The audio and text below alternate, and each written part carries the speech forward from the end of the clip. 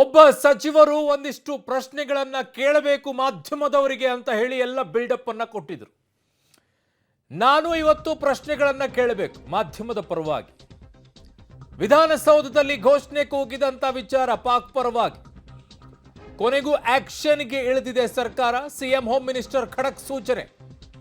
Unbelievable. ಅವರಿಬ್ಬರಂತೂ ಯಾವುದಕ್ಕೂ ಕೂಡ ಆಚೆ ಈಚೆ ಹೋಗಲೇ ಇಲ್ಲ. ಮುಖ್ಯಮಂತ್ರಿಗಳು ಮತ್ತೆ ಗೃಹ ಮಂತ್ರಿಗಳು 3 ಆರೋಪಿಗಳನ್ನ ಬಂಧಿಸಿದ್ದಾರೆ ವಿಧಾನಸೌಧದ ಪೊಲೀಸರು. A1 ಆರೋಪಿ ಮೊಹಮ್ಮದ್ ಶಫಿ ನಾಶಿಪುಡಿ ಬ್ಯಾಡಗಿ ಅವರು ಹಾವೇರಿ, A2 ಮುನಾವರ್ ಅಹಮದ್ ಜಯಮಹಲ್ ಬೆಂಗಳೂರು ಆರ್ಟಿ ನಗರದ ಬಳಿ, A3 ಆರೋಪಿ ಮೊಹಮ್ಮದ್ ಇಲ್ತಾಜ್ ಕಿಶನ್ಗಂಜ್ ದೆಹಲಿ.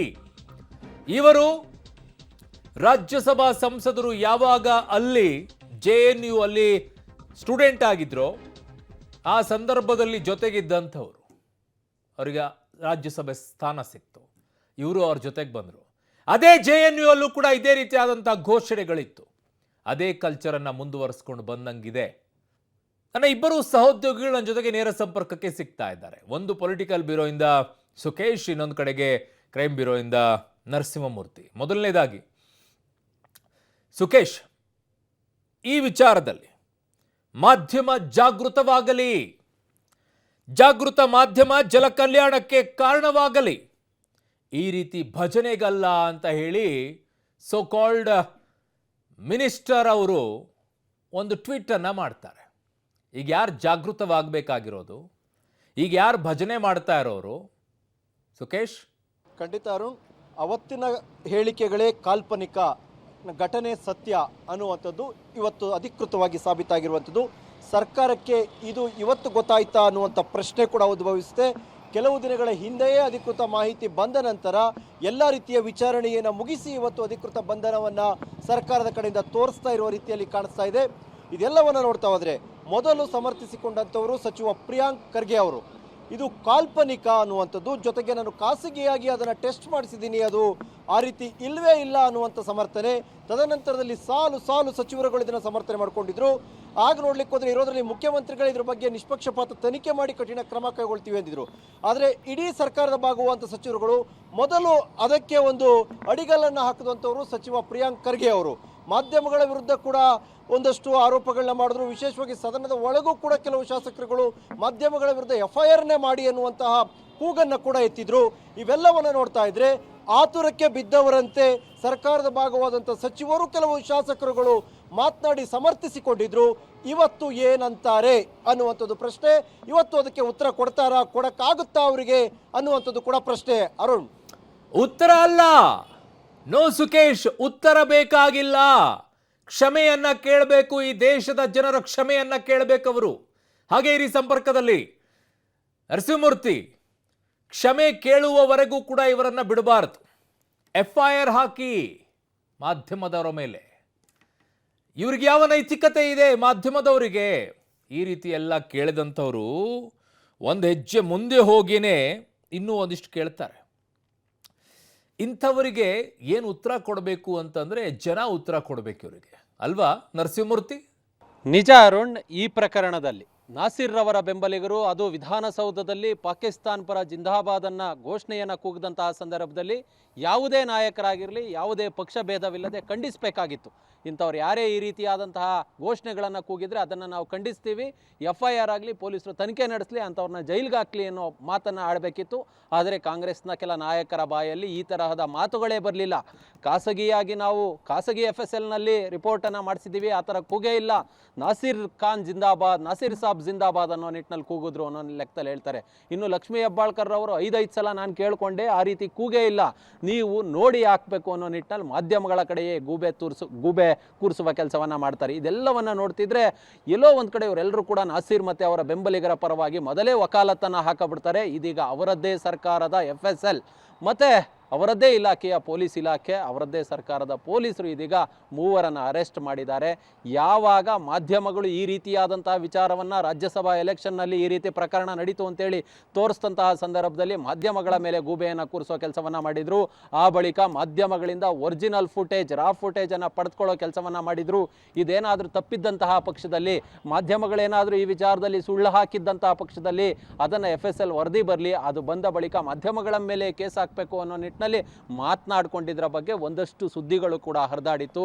ಆದರೆ ಇದೆಲ್ಲವೂ ಕೂಡ ಅಂದರೆ ಮಾಧ್ಯಮಗಳಿಗೆ ನೈತಿಕತೆ ಇಲ್ವಾ? ನಾವು ಆ ಒಂದು ವಿಚಾರವನ್ನು ಪಾಕಿಸ್ತಾನ ಪರ ಘೋಷಣೆಯನ್ನು ಕೂಗಿದಂತಹ ಸಂದರ್ಭದಲ್ಲಿ 10 ಬಾರಿ ಕಚೇರಿಯಲ್ಲಿದ್ದಂಥವರು ಕೇಳಿದ್ದಾರೆ, 10 ಜನ ಕೇಳಿದ್ದಾರೆ, ಇದು ಸತ್ಯವಾ, ಈ ರೀತಿ ಕೂಗಿದಾರಾ ಅಂತೇಳಿ. ಅದನ್ನು ಕೇಳಿಸ್ಕೊಂಡೇ ಹೌದು ಇವರು ಕೂಗಿದ್ದಾರೆ ಅನ್ನೋದು ಕನ್ಫರ್ಮ್ ಆದ ಬಳಿಕವಷ್ಟೇ ಪಬ್ಲಿಕ್ ಟಿವಿ ಈ ವಿಚಾರವಾಗಿ ಸುದ್ದಿಯನ್ನು ಬಿತ್ತರ ಮಾಡಿತ್ತು. ಇದಾದ ಬಳಿಕ ಅಂದರೆ ಸರ್ಕಾರ ಕಳೆದ 6-7 ದಿನಗಳಿಂದ ಒಂದು ರೀತಿ FSL ವರದಿಯನ್ನು ಈಚೆಗೆ ಬಿಡೋದಕ್ಕೆ ಮೀನಮೇಷವನ್ನು ಎಣಿಸ್ತಿದೆ. ಬೆಳಿಗ್ಗೆ ಕೂಡ ಅಂದರೆ ಒಂದು ಖಾಸಗಿ ಸಂಸ್ಥೆಯ FSL ವರದಿ ಪ್ರಕಟಗೊಂಡ ಬಳಿಕ BJPಯವರ ಮೇಲೆ ಇದೇ ಪ್ರಿಯಾಂಕ ಖರ್ಗೆ ಅವರು ಒಂದಷ್ಟು ಕೂಗಾಡಿದ್ರು. ಈ ರೀತಿಯಾದಂತಹ FSL ವರದಿಯನ್ನು ಹೇಗೆ ಬಿಟ್ಟರು, ಇದು ದೇಶದ್ರೋಹದ ಕೆಲಸ, ನಾನು ಖಾಸಗಿ FSL ವರದಿಯನ್ನು ತರಿಸಿದ್ದೆ ಆದರೆ ನಾನು ಹೊರಗೆ ಬಿಟ್ನ ಅನ್ನೋ ನಿಟ್ಟಿನಲ್ಲಿ ಮಾತನಾಡಿದರು.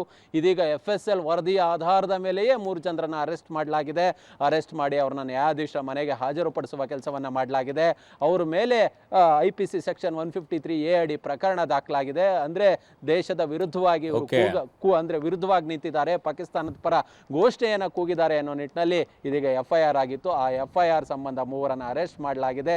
ಇದೀಗ ಯಾರ್ಯಾರು ಈ ರೀತಿಯಾಗಿ ಹೇಳಿಕೆಗಳನ್ನು ಕೊಟ್ಟಿದ್ರು ಅರುಣ್, ಅವರೆಲ್ಲರೂ ಕೂಡ ರಾಜ್ಯದ ಜನತೆ ಮುಂದೆ, ದೇಶದ ಜನತೆ ಮುಂದೆ ಕ್ಷಮೆಯನ್ನ ಕೇಳಬೇಕಾಗುತ್ತೆ.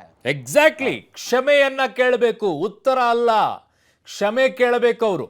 ನನ್ನ ಮತ್ತೊಬ್ಬ ಸಹೋದ್ಯೋಗಿ ಕ್ರೈಮ್ ಬ್ಯೂರೋ ಹೆಡ್ ಆಗಿರುವಂತಹ ಮುರಳೀಧರ್ ನನ್ನ ಸಂಪರ್ಕಕ್ಕೆ ಸಿಗ್ತಾ ಇದ್ದಾರೆ. ಮುರಳಿ,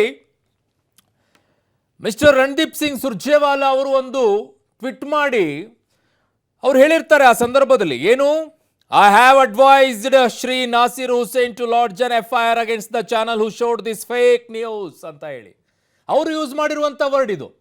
ಹಾಗಿದ್ದಾಗ ಇವತ್ತು ಮಾನ್ಯ ಸಚಿವರಾಗಿರುವಂಥ ಪ್ರಿಯಾಂಕ ಖರ್ಗೆ ಅವರು ಹೇಳ್ತಾ ಇದ್ದಾರೆ ನಾನು ಖಾಸಗಿಯಾಗಿ ತರಿಸ್ಕೊಂಡಿದ್ದೀನಿ, ಅದರಲ್ಲಿ ಏನೂ ಇಲ್ಲ ಅಂತ ಹೇಳಿ.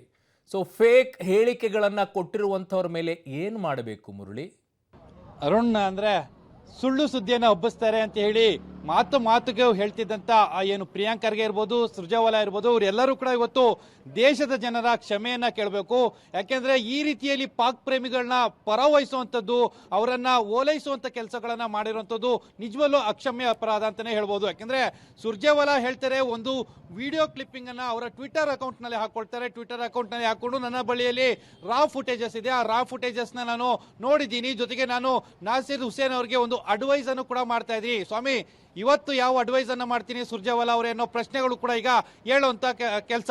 ಯಾಕೆಂದ್ರೆ ಸುರ್ಜೇವಾಲಾ ಹೇಳ್ತಾರೆ ಚಾನಲ್ ನ ಮೇಲೆ FIR ಅನ್ನ ದಾಖಲು ಮಾಡಿ ಸುಳ್ಳು ಸುದ್ದಿಯನ್ನ ಹಬ್ಬಿಸ್ತಾ ಇದ್ದಾರೆ ಅಂತೇಳಿ. ಇದೇನು ಸುಮ್ಮನೆ ಯಾವ್ದೋ ಮುಲಾಜಿಗೆ ಇದು ಬಂಧನ ಆಗಿರುವಂತದ್ದಲ್ಲ, ಸಾಕ್ಷ್ಯಗಳನ್ನ ಇಟ್ಕೊಂಡು ಬಂಧನ ಆಗಿರುವಂತದ್ದು ಸುರ್ಜೇವಾಲಾ ಅವರೇ.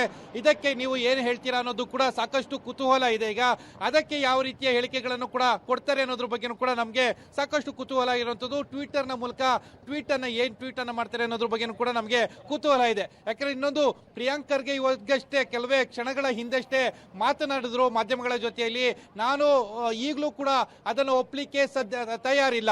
ಯಾಕಂದ್ರೆ ಬೆಳಗ್ಗೆ ಎಲ್ಲ ಹೇಳ್ತಾ ಇದ್ರು ಖಾಸಗಿ FSL ಇಂದ ಬಂದಿರುವಂತ ಏನು FSL ನ ವರದಿ ನಾನು ನಂಬಲಿಕ್ಕೆ ತಯಾರಿಲ್ಲ ಅಂತ ಹೇಳಿದ್ರು. ಹೌದು, ಖಾಸಗಿ FSL ನ ವರದಿಯನ್ನ ನಂಬಬೇಕು ಅಂತ ಯಾರು ಕೂಡ ನಿಮ್ಗೆ ಹೇಳ್ತಾ ಇಲ್ಲ, ಅದು ಅಧಿಕೃತವೂ ಕೂಡ ಅಲ್ಲ. ನಿಮ್ಮದೇ ಸರ್ಕಾರದ ಅಧೀನದಲ್ಲಿರುವಂತ FSL ನ ವರದಿಯನ್ನು ಕೂಡ ನೀವು ಇವತ್ತು ಒಪ್ತಾ ಇಲ್ಲ, ಅದನ್ನು ಕೂಡ ನಾನು ನೋಡಿಲ್ಲ ಅಂತ ಹೇಳ್ತೀರಿ. ಪಾರ್ಟ್ ಆಫ್ ದಿ ಇನ್ವೆಸ್ಟಿಗೇಷನ್ ಹಂತದಲ್ಲಿ ಇರಬೇಕಾದ್ರೆ ನೀವು ಯಾರು ಅಂತೇಳಿ ನಿಮಗೆ FSL ನ ವರದಿಯನ್ನ ಕೊಡಬೇಕು. ಮಿಸ್ಟರ್ ಪ್ರಿಯಾಂಕ ಖರ್ಗೆ ಅವರೇ, ನಿಮಗೆ ಕೊಡ್ಲಿಕ್ಕೆ ಅದು ಅಧಿಕಾರವೂ ಇಲ್ಲ, ಅದನ್ನ ನೀವು ನೋಡ್ಲಿಕ್ಕೆ ಅಧಿಕಾರವೂ ಕೂಡ ನಿಮಗೆ ಇಲ್ಲ. ಯಾಕೆಂದ್ರೆ ಈ ಪದೇ ಓಲೈಸುವಂತ ಕೆಲಸ, ಅಧಿಕೃತವಾಗಿ ಅವ್ರನ್ನ ಅರೆಸ್ಟ್ ಮಾಡಿದ್ದಾರೆ, ನ್ಯಾಯಾಧೀಶರ ಮುಂದೆ ಹಾಜರುಪಡಿಸಿದ್ದಾರೆ. ಈಗಲೂ ನೀವು ಸತ್ಯನ ಒಪ್ಪಲಿಕ್ಕೆ ಹಿಂದೇಟನ ಆಗ್ತಾ ಇರುವಂತದ್ದು ಮೇಲ್ನೋಟಕ್ಕೆ ಗೊತ್ತಾಗ್ತಾ ಇದೆ. ಇದು ಓಲೈಕೆ ಬಿಟ್ಟು ಬೇರೆ ಏನೂ ಅಲ್ಲ ಅನ್ನೋದು ಅರುಣ್ ಹೇಳ್ಬೋದು. What he think? Super CM, extraordinary CM, ಎಲ್ಲರಕ್ಕಿಂತಲೂ ಮೇಲೂ ಸಿದ್ದರಾಮಯ್ಯನವ್ರು ನೋಡಿ ಕಲಿಯಕ್ಕೇನು ಎಲ್ಲ ನಾಯಕರುಗಳಿಗೆ ಅಂತ. ವಾಟ್ ಅ ಸೆನ್ಸಿಬಲ್ ಆಗಿ ಸಿದ್ದರಾಮಯ್ಯನವ್ರು ಹೇಳಿದ್ರು. ಎಷ್ಟು ಸೆನ್ಸಿಬಲ್ ಆಗಿದ್ರು ಅಂತ ಈ ವಿಚಾರದಲ್ಲಿ ಮುರಳಿ, ಎಷ್ಟು ಸೆನ್ಸಿಬಲ್ ಆಗಿದ್ರು ಮುಖ್ಯಮಂತ್ರಿಗಳು ಅಂತ ಹೇಳಿ ಬ್ಯೂಟಿಫುಲ್ ಆಗಿ ಗೃಹ ಸಚಿವರು ಇದ್ರು ಈ ಬಗ್ಗೆ ಹೇಳ್ತಾ ಇದ್ದಿದ್ದು. FSL ವರದಿ ಬರಲಿ, ತಪ್ಪಿದ್ರೆ ಕಠಿಣ ಕ್ರಮ ತಗೊಳ್ತೀವಿ ಅಂತ ಇದ್ರು. ಅರುಣ್, ಖಂಡಿತ ಈ ಪ್ರಕರಣದಲ್ಲಿ ಸಿದ್ದರಾಮಯ್ಯ ಮತ್ತು ಗೃಹ ಸಚಿವ ಪರಮೇಶ್ವರ್ ಇಬ್ರು ಕೂಡ ಕರ್ತವ್ಯ ನಿಷ್ಠೆಯನ್ನ ಮೆರೆದಿದ್ದಾರೆ ಅಂತೇಳಿ ಹೇಳ್ಬೋದು. ಯಾಕೆಂದ್ರೆ ಇವರು ಕರ್ತವ್ಯವನ್ನ ಯಾವ ರೀತಿಯಲ್ಲಿ ಮಾಡಬೇಕು, ಜೊತೆಗೆ ಯಾವುದೇ ರೀತಿಯ ಮುಲಾಜಿಗೆ ಹೊಂದಂಥದ್ದಾಗಲಿ ಅಥವಾ ಬೇರೆ ಬೇರೆ ಓಲೈಕೆ ಮಾಡುವಂಥದ್ದಾಗಲಿ ಯಾವುದನ್ನು ಕೂಡ ಮಾಡಲಿಲ್ಲ. ಖುದ್ದು CM ಅವರು ಒಂದು ಮಾಧ್ಯಮಗಳ ಮುಂದೆ ಹೇಳಿಕೆ ಕೊಡ್ತಾರೆ, ನಾವು ಯಾವುದೇ ಮುಲಾಜಿಗಾಗಲಿ ಅಥವಾ ಯಾವುದೇ ಒತ್ತಡಕ್ಕಾಗಲಿ ಒಳಗಾಗೋದಿಲ್ಲ, ತಾಂತ್ರಿಕವಾಗಿ ಯಾವ್ಯಾವ ಸಾಕ್ಷ್ಯಗಳು ಸಿಗ್ತವೆ ಆ ಸಾಕ್ಷ್ಯಗಳನ್ನ ಇಟ್ಕೊಂಡು ತನಿಖೆಯನ್ನ ಮಾಡ್ತೀವಿ, FSLಗೆ ಕಳಿಸಿದೀವಿ, ಆ ವರದಿ ಬಂದ ಬಳಿಕ ಕ್ರಮವನ್ನ ಕೈಗೊಳ್ತೀವಿ ಅಂತೇಳಿ ಖುದ್ದು ಇವತ್ತು ಬೆಳಗ್ಗೆ ತನಕನೂ ಕೂಡ ಗೃಹ ಸಚಿವ ಪರಮೇಶ್ವರ್ ಅವರು ಮೊದಲು ದಿನದ ಹೇಳಿಕೆ ಕೊಟ್ಟಂತ ಹೇಳಿಕೆ ಏನಿತ್ತು ಅದಕ್ಕೆ ಬದ್ಧರಾಗಿಯೇ ಹೇಳಿಕೆಯನ್ನ ಕೊಡ್ತಾ ಇದ್ರು. ನಮಗೆ ಸಂಪೂರ್ಣ ವರದಿ ಬರಬೇಕು, FSL ನ ಸಂಪೂರ್ಣ ವರದಿ ಬಂದ ಮೇಲೆ ಅವರ ವಿರುದ್ಧ ಕ್ರಮವನ್ನ ಕೈಗೊಳ್ತೀವಿ ಅಂತೇಳಿ ಹೇಳಿದ್ರು. ಅದೇ ರೀತಿ ಇವಾಗ ಅವರ ಕರ್ತವ್ಯ ನಿಷ್ಠೆ ಈಗ ಉತ್ತರವಾಗಿ ಈಗ ಹೊರಗೆ ಬಂದಿರುವಂತದ್ದು ಮತ್ತು ಮೂವರು ಪ್ರಾಕ್ ಪ್ರೇಮಿಗಳೇನಿದ್ದವರು ನ್ಯಾಯಾಧೀಶರ ಮುಂದೆ ಹಾಜರಾಗಿರುವಂತದ್ದು. ಅರುಣ್. ಓಕೆ, ಮುರಳೀಧರ್ ನರಸಿಂಹಮೂರ್ತಿ ಹಾಗೂ ಸುಖೇಶ್ ನಿಮ್ಮವರೆಗೂ ಕೂಡ ಧನ್ಯವಾದಗಳು.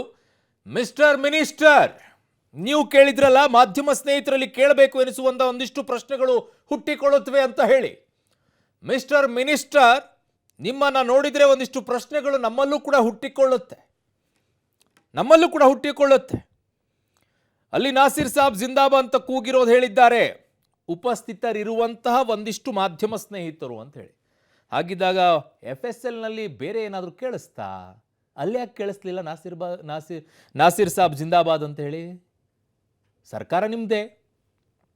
ಅಕಸ್ಮಾತ್ ಅಲ್ಲಿ ಪಾಕಿಸ್ತಾನ ಅಂತ ಕೂಗಿದ್ರೆ ಎಲ್ಲರಿಗೂ ಒಂದೇ ರೀತಿ ಕೇಳಿಸ್ತಾ ಇರ್ಬೇಕಲ್ವೇ? ನೀವೆಲ್ಲ ಸಚಿವರಾಗ್ತಾ ಇದ್ದೀರಲ್ಲ, ನೀವು ಸಚಿವರನ್ನ ಮಾಡಿದ್ರಲ್ಲ, ನಿಮ್ಗೆ ಅದೇ ನಗು ಬರ್ತಾ ಇದೆ ನನಗೆ. ಅಲ್ಲಿ ಅಷ್ಟೇ ಕೂಗಿದ್ದಿದ್ರೆ ಅದೊಂದೇ ಕೇಳಿಸ್ಬೇಕಾಗಿರ್ತಿತ್ತಲ್ವಾ ಅಂತ ಹೇಳಿ. ಅದು ಕೇಳಿಸಿದೆ, ಇದು ಕೇಳಿಸಿದೆ. ಒಂದನ್ನ ಪಿಕ್ ಮಾಡ್ಕೊಂಡು ಇನ್ನೊಂದನ್ನ ತಳ್ಳಿ ಹಾಕೋದಲ್ಲ. ಜವಾಬ್ದಾರಿಯುತ ಸ್ಥಾನದಲ್ಲಿರುವಂಥವ್ರು ನೀವು. ಅಕಸ್ಮಾತ್ ಆತ ನಿಜಕ್ಕೂ ಪಾಕಿಸ್ತಾನದ ವಿಚಾರದಲ್ಲಿ ಘೋಷಣೆ ಕೂಗಿದ್ರೆ ಸಹಜವಾಗಿಯೇ ಪತ್ರಕರ್ತರ ಪ್ರಜ್ಞೆಯಲ್ಲಿ ಜಾಗೃತವಾಗಿ ಅವನತ್ತ ಗಮನ ಹರಿಸ್ತಾ ಇದ್ರು. ಆ ಗಮನ ಹರಿಸಿದ್ದಕ್ಕೇನೆ ಈ ವಿಚಾರದಲ್ಲಿ ಪಬ್ಲಿಕ್ ಟಿವಿ ಮೊದಲನೇದಾಗಿ ಧ್ವನಿ ಎತ್ತಿದ್ದು. ಮಿಸ್ಟರ್ ಮಿನಿಸ್ಟರ್ ಅವರೇ, ಆ ಪ್ರಜ್ಞೆ ಇದ್ದಿದ್ದಕ್ಕೇನೆ ಆ ಧ್ವನಿಯನ್ನ ಎತ್ತಿದ್ದು. ಆದರೆ ಅದಲ್ಲ ಅಂತ ಹೇಳಿ ಸಮರ್ಥನೆಯನ್ನ ಮಾಡಿಕೊಂಡಿದ್ದು ಯು ಮಿಸ್ಟರ್ ಮಿನಿಸ್ಟರ್, ಯು.